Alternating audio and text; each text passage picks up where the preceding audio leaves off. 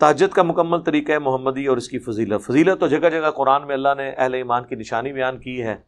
نبی علیہ السلام پہ یہ نماز فرض کی گئی. قرآن میں عسیٰ ان یبعثکم ربک مقاما محمودا، ان قریب اللہ تعالیٰ آپ کو مقام محمود پہ فائز کرے گا. نبی علیہ السلام کو اللہ تعالیٰ نے کہا رات کے وقت تہجد، اور تہجد کا ہے قرآن پڑھیں تہجد میں، یعنی تہجد کی نماز قرآن کے ساتھ ہے.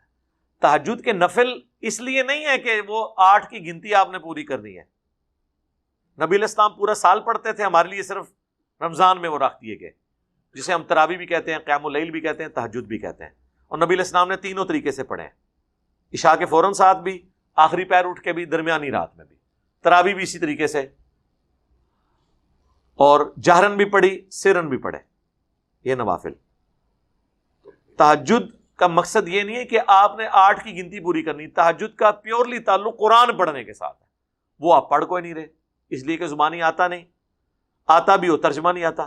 تو میرے بھائی جس کو تہجد کا شوق ہے تو وہ قرآن اپنے مصحف اٹھا کے ترجمے والا، اگر اسے عربی نہیں آتی، یا mobile phone air flight mode میں کر کے اس سے تلاوت کرے ساتھ ساتھ عربی، اس طرح قرآن پڑھے تو تہجد کا فائدہ ہے. باقی وہ خالی ایک لیپ اپ ہوتی ہے، آپ بے شک جتنی مرضی کریں.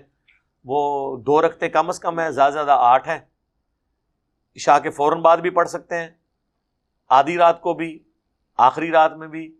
اور مسند احمد میں، سنن دارمی میں حدیث موجود ہے کہ جو عشاء کے وتر کے فوراً بعد 2 نفل پڑھ لے، اگر وہ آخری پیر نہ بھی اٹھے تو اسے اللہ تعالیٰ تہجد کا ثواب دے دے گا. وہ بھی آپ پڑھ سکتے ہیں.